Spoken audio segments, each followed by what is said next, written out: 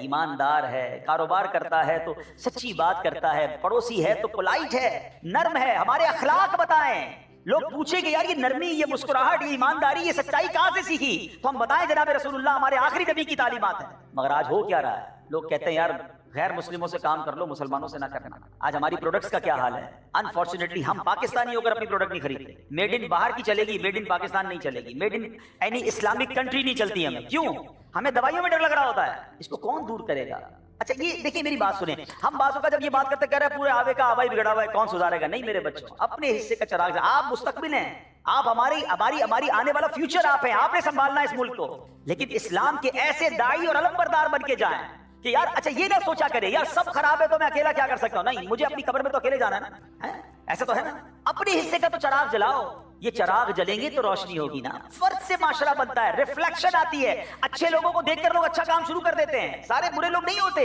لیکن اگر نوجوان یہ بیڑا اٹھا لیں یار ہم نے حرام کی طرف نہیں جانا، ہم نے اللہ کو ناراض نہیں کرنا ہے، ہم نے دھوکہ نہیں دینا ہے. نبی پاک علیہ السلام کی حدیث ہے مسلمان وہ ہے، مومن وہ ہے جو اپنے لیے پسند کرتا ہے وہ دوسروں کے لیے پسند کرتا ہے. آپ پسند کرتے ہیں آپ کو دھوکہ دیا جائے؟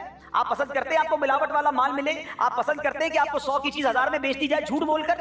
آپ پسند کرتے ہیں کہ آپ کے پیسے جناب دیر سے دیے جائیں، آپ کے پیسے دبا لیے جائیں، آپ کی زمینوں پر قبضہ کیا جائے؟ جب آپ پسند نہیں کرتے آپ دوسروں کے لیے کیوں پسند کرتے ہیں کہ یار میں اپنا مال جتنے میں بھی چاہے بیچوں، جھوٹ بول کے بیچوں، ملاوٹ کر کے بیچوں؟ نہیں، مومن وہ ہوتا ہے جو میں اپنے لیے پسند کروں، دوسروں کے لیے پسند کروں. امام اعظم ابو حنیفہ کتنے بڑے امام ہیں. اچھا میں دوبارہ کہہ رہا ہوں، اسلام بزنس مین اور مالدار بننے کو ڈسکریج نہیں کرتا، بس شرط ہے کہ حلال. انٹینشن درست ہونی چاہیے. حضرت عثمان غنی سے زیادہ مالدار کون تھا؟ حضرت عبد الرحمن بن عوف اپنے زمانے میں بلینر تھے.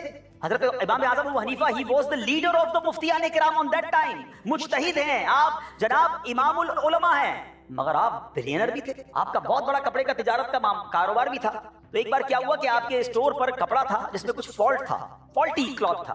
تو آپ نے اپنے بندے کو کہا میں جا رہا ہوں، کوئی بھی گاہک آئے نا تو اس کو بتا دینا کہ یہ کپڑا فالٹی ہے، اس میں یہ عیب ہے. آپ نماز پڑھ کے آئے تو آپ کا جو سیلز مین تھا کہتا حضرت میں نے مال بیچ دیا، یہ اس کے پیسے پکڑیے. کا عیب بتایا تھا؟ حضرت وہ تو نہیں بتایا ہے. ہم جیسا آدمی ہوتا کہتا یار واہ بھائی کمال ہے، بغیر عیب بتائے پورے پیسوں میں بیچ دیا. ہمیں تو سیلز مین بھی وہی اچھا لگتا ہے جو جھوٹ بول کر ہمارا ناقص مال بیچ دے، سی کیٹیگری کا مال ایک بیچ دے، مہنگا بیچ دے، شاباش بھی دیتے ہیں اس کو. حضرت امام اعظم ناراض بھی ہوئے اور آپ نے وہ تمام رقم اللہ کی راہ میں صدقہ کر دیا. آپ نے کہا ایسے پیسے نہیں چاہیے. یہ مالدار ایسے نہیں ہوئے تھے، ان کا ایک ایک روپیہ حلال کا تھا. حضرت عثمان غنی بلینر تھے مگر ایک ایک روپیہ حلال کا تھا. تو حلال میں بھی برکت ہے، لیکن پرابلم یہ ہے کہ ہمیں سکون نہیں آتا ہے، ہمیں اطمینان نہیں آتا، ہمیں اور چاہیے چاہے وہ حرام مل جائے. یہ نہ کیجیے گا.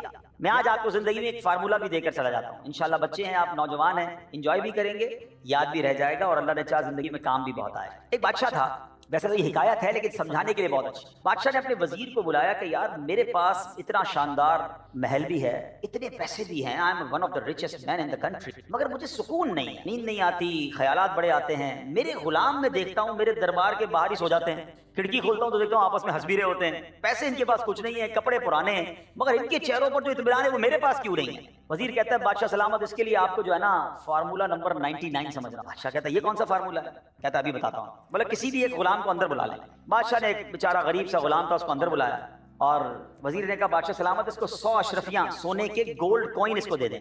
بادشاہ کے لیے 100 اشرفیاں کوئی چیز نہیں تھی. اس نے کہا ٹھیک ہے، اپنے خزانچی کو کہا 100 اشرفیاں لاؤ.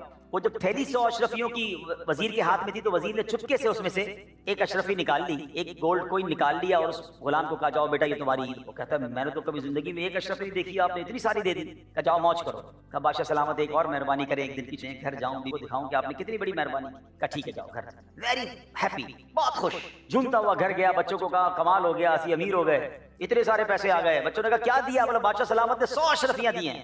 بچے کہتے ہیں بابا جان کبھی ہم نے گولڈ کوئن تو دیکھے نہیں. ہم دیکھیں. کہا دیکھو بیٹا. سب نے دلی کھولی، انجوائے کرنے لگے. ابو جان ہم گنے ہیں. کہا گنو اس کو کاؤنٹ کرو. بچوں نے کاؤنٹ کی. کتنے نکلے ذرا جواب دیجیے، کتنے نکلے؟ 99. کہتے ابا جان یہ تو 99 ہے. کہا بیٹا تمہیں گنتی نہیں آتی ہے. اس کی بیوی نے کہا بیٹا تم ہٹو میں گنتی ہوں. بیوی نے کاؤنٹ کیے، کتنے نکلے؟ بیوی کہتی 99 ہے. شوہر کہتا ہے تم میں سے کسی کو گنتی نہیں آتی، میں گنتا ہوں. اس نے گنے، کتنے نکلے؟ پھر 99. اب جناب بیوی تو بیوی ہوتی ہے. اب بدبخت آدمی کبھی سونے کی اشرفیاں دیکھی تھی؟ بادشاہ نے 100 دی، تم راستے میں گرا کر آ گئے، تمہیں اندازہ ہی نہیں ہے کہ ایک اشرفی کی قیمت کیا ہے. کہ نہیں نہیں میں سیدھے سے لگا کر آیا ہوں، میں کدھر گرا؟ ادھر ہی کہیں گری ہوگی، بچوں نے گرا دی ہوگی. اب بستر اٹھا، ٹیبل اٹھی، کرسیاں اٹھی، ساری رات گھر میں جھگڑا. بیوی بھی تانے دیتی رہی، بچے بھی برا بھلا کہتے رہے، خود بھی سوچتا رہا کہ ایک زندگی میں ایک اشرفی نہیں کما سکا، ایک کھو کیسے دی میں نے. صبح ہوئی تو آنکھیں لال، ساری رات تو سویا نہیں، تھکا چہرہ بادشاہ کے دربار میں گیا. بادشاہ نے کہا تو روز میری فٹ پاتھ پر سکون سے سوتا تھا، چہرے پہ مسکراہٹ، اتنے تجھے پیسے دیے، تیرے چہرے کا کیا حال ہے؟ کہتا بادشاہ سلامت، بس کیا بتاؤں، غلطی ہو گئی، بڑا بدبخت آدمی ہوں، آپ نے تو بڑی مہربانی کی، 100 اشرفیاں دی، میں نہیں کہیں راستے میں گرا دی، بیوی مجھ سے الگ ناراض، بیوی ہے، بچے الگ پریشان، میں ساری رات اسی سوچ میں سو نہیں سکا. وزیر نے جیب سے وہ اشرفی نکالی، کا بیٹا وہ میرے پاس تھی، لے جاؤ. وہ چلا گیا. دین واٹ دا وزیر سیڈ ٹو بادشاہ، یہ سمجھیے گا جو مجھے آج آپ کو سمجھانا ہے. کہ بادشاہ سلامت کو بات سمجھ آئی آپ کو؟ کہتا کیا کہنا چاہتے ہو؟ کہ حضور بات یہ ہے کہ اس بندے کے پاس 99 تھی، ایک جو نہیں تھی نا اس کی وجہ سے یہ رات بھر نہیں، جو نہیں تھا اس پر پریشان رہا، جو تھا اس پر انجوائے نہیں کیا. آپ کا پرابلم بھی ہے، آپ کے پاس بہت کچھ ہے مگر آپ خوش اس لیے نہیں ہے کہ جو آپ کے پاس نہیں ہے نا آپ اسی کے بارے میں سوچیں. یہی ہمارا فارمولا ہے. ہمارے پاس گھر ہے مگر چھوٹا ہے نا، بڑا کیوں؟ سائیکل ہے مگر موٹر سائیکل کیوں نہیں ہے؟ موٹر سائیکل تو ہے مگر گاڑی کیوں نہیں ہے؟ گاڑی ہے مگر پرانے ماڈل کی ہے، نئی کیوں نہیں ہے؟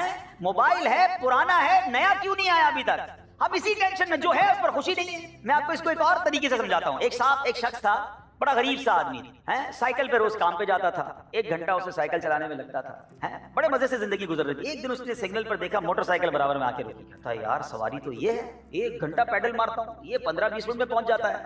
اب پیسے جمع کیے، بڑی کوششیں کی، قسطوں پہ موٹر سائیکل لی، بہت خوش، دوستوں کو مٹھائی بھی کھلائی. اب جناب 15-20 منٹ میں کام پہ پہنچنے لگا، بچوں کو گھماتا بھی تھا، بہت انجوائے کرنے لگا. تھوڑے دنوں بعد سگنل پہ، اسی سگنل پہ موٹر سائیکل رکی تو برابر میں آ کے گاڑی رکی. کہتا یار یہ تو پٹیچر سواری ہے، روز کپڑے گندے ہوتے ہیں، دھوپ میں جاتا ہوں، یہ دیکھو مزے سے گاڑی کے اندر بیٹھ کے جاتے ہیں، زندگی تو اس گاڑی والے کی ہے. اب جناب پھر پیسے جمع کیے، قرضے لیے، چھوٹی سی الٹو ولٹو لے لی، FX لے لی.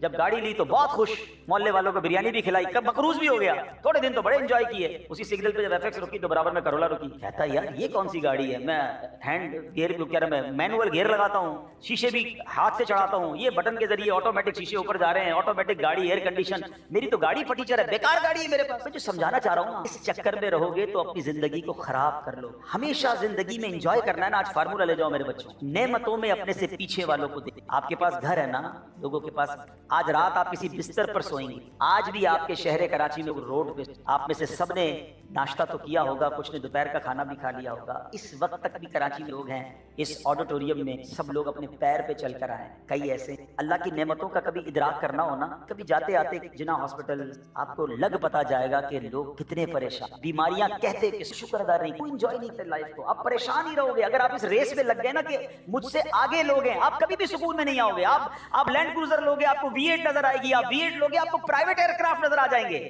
لوگوں کے پاس بہت کچھ ہے، یہ سیر پہ سوا سیر والی کہانی ختم ہی نہیں ہونی. انجوائے کرو جو رب نے تمہیں دیا ہے، وہ کروڑوں سے اچھا دی. اگر اس پر جس دن اطمینان نصیب ہو گیا نا، حرام کی حرام بد کے لیے بندہ جاتا ہی جاتا ہے جب اس کو اطمینان نہیں ہوتا ہے. اپنی زندگی کا ایک گول بنایا، جب بھی آپ کو اپنی نعمتیں کیلکولیٹ کرنی ہو نا، اپنے سے پیچھے والوں کو. لوگ بہت پریشان ہیں، میں اور آپ بہت، اور اگر نیکیوں میں دیکھ رہے ہیں تو اپنے سے آگے والوں کو. لوگ تہجد پڑھ رہے ہیں، میں نہیں پڑھ رہا. لوگ قرآن کے حافظ ہو گئے، مجھے قرآن پڑھنا نہیں آتا. لوگ دین کا کام کر رہے ہیں، میں کچھ نہیں کر رہا. یہ دیکھیں تاکہ آپ نیکیوں میں آگے بڑھیں اور نعمتوں میں مطمئن رہو گے تو حرام کی طرف نہیں جاؤ گے. آخری 2 باتیں کر کے اپنی بات کمپلیٹ کر دیتا ہوں. ایک حلال کے لیے حدیث اور ایک حرام کے لیے، اور دونوں بڑی کمال کی. حضرت سیدنا سعد بن ابی وقاص، کون سے صحابی ہیں؟ ہی از دی ون آف صحابی جو کہ عشرۂ مبشرہ میں سے. یہ عشرۂ مبشرہ کون تھے؟ جن کو نبی پاک نے دنیا میں ہی جنت کی بشارت دی ہے. ون آف دا ٹاپ 10 صحابہ میں سے ان کا شمار ہوتا ہے. کیا کمال کا کوسچن کی. سیدنا سعد بن ابی وقاص کا کوسچن ہے، یا رسول اللہ صلی اللہ علیہ وسلم، مجھے کوئی ایسا عمل بتائیے، میں مستجاب الدعوات بننا چاہتا ہوں. You know what is the meaning of مستجاب الدعوات؟ کہ جو بندہ جو دعا مانگے اس کی دعا قبول ہو. آپ میں سے کون کون بننا چاہتا ہے جو دعا مانگے؟ بیڑا پار ہو گیا نا، سارے مسئلے تو آپ کے تو امتحان بھی پاس ہو جائیں گے پھر، ٹھیک ہے نا. جو دعا مانگے وہ دعا قبول ہو جائے. مستجاب الدعوات. اللہ اکبر. نبی پاک نے جواب کیا دیا؟ Beautiful answer. ایسا نہیں فرمایا کہ اتنے روزے رکھو، اتنی تلاوت کرو، اتنے سجدے کرو، اتنے دنوں کے اتنے مہینوں کے مجاہدے کرو پھر تمہاری دعائیں قبول ہوں گی. One liner answer, and this is our topic today. آپ نے فرمایا اے سعد، اپنی غذا کو پاکیزہ کر لو تو مستجاب الدعوات بن. This is the importance of your earning, آپ کے مورسلز، آپ کے بائٹس، سب آپ کو پتا ہونا چاہیے. میں حلال کھا رہا ہوں یا حرام؟ میں جو کما رہا ہوں اپنے گھر والوں کے لیے، اپنے لیے، وہ حرام ہے تو پھر دعائیں قبول نہیں. اور دوسری جو میں نے آپ کو واقعہ سنانا تھا کہ ایک بار حضرت موسیٰ علیہ نبینا علیہ السلام نے ایک شخص کو دیکھا، بہت رو رہا ہے، گر گڑا رہا ہے. حضرت موسیٰ تو کلیم اللہ تھے. آپ نے کہا یا اللہ، بندے کو اے کریم مالک، اس بندے کی دعا سن لے، یہ رو رہا ہے. اللہ نے فرمایا موسیٰ اتنا رو مر جائے، اتنے ہاتھ اٹھائے کہ اس کے ہاتھ آسمان کو چھو جائیں. اے موسیٰ ہم نے اس کی دعا قبول نہیں. حضرت موسیٰ نے کہا یا اللہ کیا وجہ ہے؟ ارشاد ہوا اے موسیٰ جو یہ کھاتا ہے وہ حرام ہے، جو پہنتا ہے وہ. دو الگ الگ باتیں ہو گئی. حلال ہے تو مستجاب الدعوات، حرام ہے تو کعبے کے سامنے بھی پہنچ گئے تو دعا قبول نہیں ہونی ہے. یہ بات سمجھ لیجیے، اگر زندگی میں کامیاب ہونا ہے تو چیک کرتے رہیے گا حرام کا لقمہ شامل نہ ہو.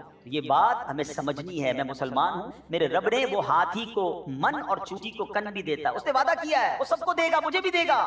مجھے صرف اطمینان ہونا چاہیے، بھروسہ ہونا چاہیے. قرآن میں اس نے کہا ہے وَمَن يَتَّقِ اللَّهَ يَجْعَل لَّهُ مَخْرَجًا، جو اللہ سے ڈرے اللہ اس کے لیے نجات کا راستہ نکالے گا.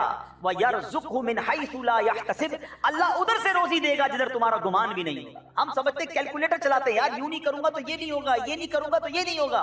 ایک میرا کیلکولیٹر ہے اور اللہ کی رحمت کا کیلکولیٹر. ہمیں اللہ پر رکھنا، ہم مسلمان ہیں. اچھا پھر اب میں آخری بات کر لوں. پڑھے لکھے لوگ بیٹھے ہیں، بعض اوقات یہ بحث ہوتی ہے کہ یار اسلام کے اصول اتنے سخت ہیں، ہماری اکانومی جو ہے نا اس لیے ڈاؤن ہو گئی ہے کہ جناب ہم بہت زیادہ اسلامی اصولوں پر بات کرتے ہیں. لیکن اگر اسلامک اصولوں کے مطابق اکانومی چلے تو پھر کیسے کامیاب ہوتی ہے؟ You have to read about the biography